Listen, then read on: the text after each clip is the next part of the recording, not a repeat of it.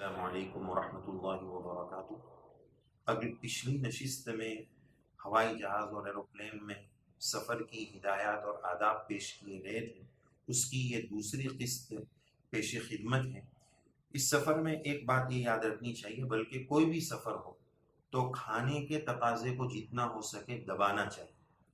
استنجا کا تقاضا روکنا بہت مشکل ہے، کھانے کا تقاضا آدمی روک سکتا ہے۔ روزے میں اس تقاضے کو دبایا ہی جاتا ہے، اس کی تو ہمیں ہیبٹ اور عادت ہے، تو جتنا ہو سکے سفر میں اپنے کھانے کے تقاضے کو کم سے کم رکھا جائے اور ایسی چیزیں کھانے میں استعمال کی جائے جس میں انرجی پوری ہو لیکن سائز میں، مقدار میں اور ہاضمے میں وہ زود ہضم ہو، آسان ہو، جس کے لیے ڈرائی فروٹ کا مشورہ دیا جاتا ہے۔ تو بہرحال اپنے کھانے پر کنٹرول ہوگا تو بہتر رہے گا، ورنہ استنجا کا تقاضا بار بار آئے گا۔ جہاز میں بھی مشکل ہے اور وہ استنجا خانہ بھی بڑا چھوٹا ہوتا ہے، اور ایئرپورٹ میں بھی اس طرح کے مسائل پیش آتے ہیں، پاکی ناپاکی کا خطرہ رہتا ہے۔ تو کھانے کا تقاضا دبانا آسان ہے بنسبت استنجا کے تقاضے کے، کہ اگر وہ اپنی طبیعت کے موافق وہ جگہ نہیں ملتی ہے تو پھر طبیعت بہت پریشان ہو جاتی ہے۔ تو کھانے کے تقاضے پر جتنا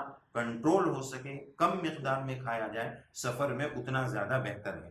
اسی طرح اس سفر کی ایک بہت اہم ہدایت یہ ہے کہ اپنی نگاہوں کی حفاظت، چونکہ ایئر ہوسٹس ہے، بعض لوگ تو یہ سمجھ رہے ہیں کہ جنت میں آسمانوں پر اڑ رہے ہیں تو گویا ہم جنت میں پہنچ گئے اور یہ حور پری آ گئی۔ تو اس طرح غلط نگاہ سے گھورنا اور دیکھنا، اپنی نگاہ کی حفاظت نہ کرنا، بد نگاہی، یہ بہت خطرناک چیز ہے۔ خاص طور پر اگر سفر حج ہو تو بہت اس میں احتیاط کرنے کی ضرورت ہے۔ حاجی اتنی عبادت کر کے آیا مکہ مدینہ، تمام انوارات اور برکات لے کر آیا، اب ریٹرن آ رہا ہے، ایک بد نگاہی کے ذریعے اس نے اپنی پوری عبادت کی روح اور جان ختم کر دی۔ تو نگاہ کی خوب حفاظت کی جائے۔ ایک مرتبہ کا اس طرح کا واقعہ ہے، ہمارے ساتھ ایک مہاراشٹر کے چچا تھے، بڑی عمر والے تھے، بزرگ تھے، تو وہ ایئر ہوسٹس کو دیکھ کر بندے سے یہ کہنے لگے، یہ وہی ہے جو اپنے جب آئے تھے اس وقت بھی یہی تھی اور آج بھی وہی ہے۔ تو فلائٹ سیم ہونے کی وجہ سے ہو سکتا ہے ایئر ہوسٹس سیم ہو، تو وہ بوڑھے چاچا کو اتنا یاد تھا کہ یہ وہی عورت ہے جو ہمارے آتے وقت آئی تھی، ریٹرن میں بھی وہی عورت، تو وہ اس طرح بتانے لگے۔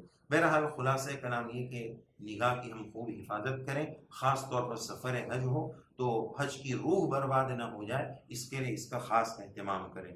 اسی طرح اس کے ساتھ ساتھ کبھی کبھار ہوائی جہاز میں استنجا کا تقاضا پیش آ جاتا ہے تو وہاں پر انگلش ٹوائلٹ ہوتا ہے، اور وہ نارمل جو انگلش ٹوائلٹ ہوتے ہیں اس سے بھی بہت چھوٹا ہوتا ہے۔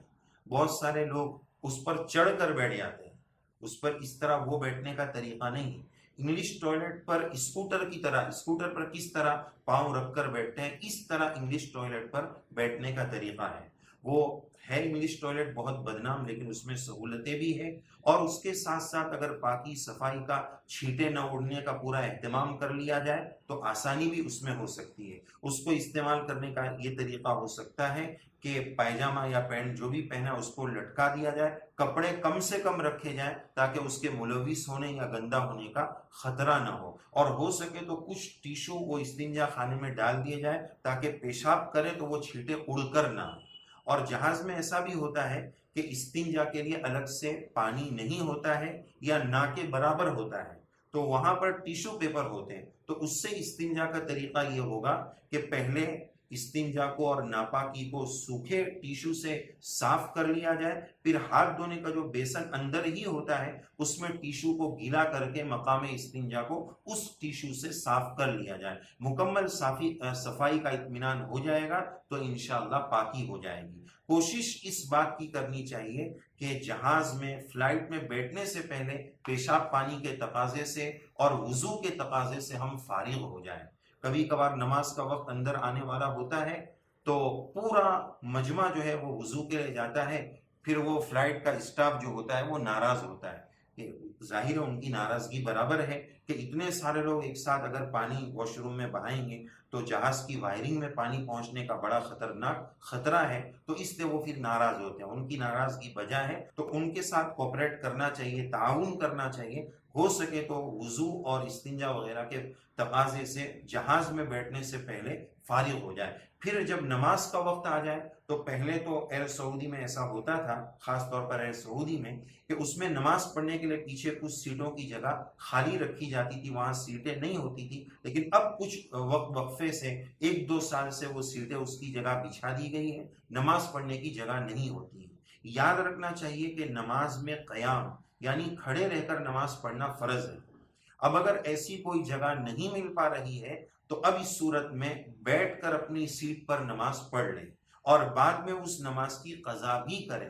ابھی اس لیے پڑھنا ہے تاکہ قضا کے گناہ سے بچ جائے، بعد میں اس کی قضا اس لیے کرنی ہے کہ قیام فرض تھا، وہ فرض چھوٹ گیا، اس لیے بعد میں اس نماز کی قضا بھی کرنی ہے. تو اس طرح اس کا اہتمام کرے. اسی طرح سفر کی ایک ہدایت یہ بھی بڑوں نے بتائی ہے، بزرگوں نے بتائی ہے، کہ اپنے ساتھ فوارے والی، جو فوارہ مارتے ہیں، پریس کرتے ہیں، وہ والی بوٹل رکھی جائے تو بہت آسان ہو جاتا ہے. اس لیے کہ کبھی کبھار اس میں وضو کرنے کی بڑی آسانی ہو جائے گی. وضو میں 4 فرض ہے، اگر فوارے والی بوٹل موجود ہے تو اپنی سیٹ پر بیٹھے بیٹھے بھی آدمی وضو کر سکتا ہے. اور اگر احرام کی پابندی نہیں ہے تو موزے اگر چمڑے کے ہیں تو اس پر مسا بھی کر سکتا ہے، تو وہ اور زیادہ آسانی ہو جائے گی. لیکن احرام میں وہ موزہ استعمال نہیں کر سکتے. تو بہرحال اگر اس طرح کی بوٹل ہو تو آدمی اپنی سیٹ پر بھی بیٹھ کر وضو کر سکتا ہے. تو اس طرح نمازوں کا بھی اہتمام ہونا چاہیے. ایسا دیکھا گیا کہ سفر حج پر جا رہے ہیں لیکن فلائٹ میں بھی نماز کبھی کبھار چھوڑ دی جاتی ہے. ایسا نہیں ہونا چاہیے. نماز کا ہم ضرور اہتمام کریں اور سفر میں ایک دم کیئرفل اور محتاط رہنے کی ضرورت ہے. جتنے کاغذات ہے، بورڈنگ پاس ہے، پاسپورٹ ہے، اس کو بڑے اہتمام اور احتیاط کے ساتھ رکھنے کی ضرورت ہے. اللہ رب العزت حجاج کرام اور جتنے مسافرین ہیں سب کے سفر کو آسان فرمائے اور سفر میں اللہ رب العزت مسافرین کا حامی اور مددگار ہو جائے. آمین یا رب العالمین. اور دوسرے جتنے آداب ہیں اس کو سیکھنے، سمجھنے اور اس کو فالو کرنے، عمل کرنے کی توفیق عطا فرمائے. آمین. السلام علیکم ورحمۃ اللہ وبرکاتہ.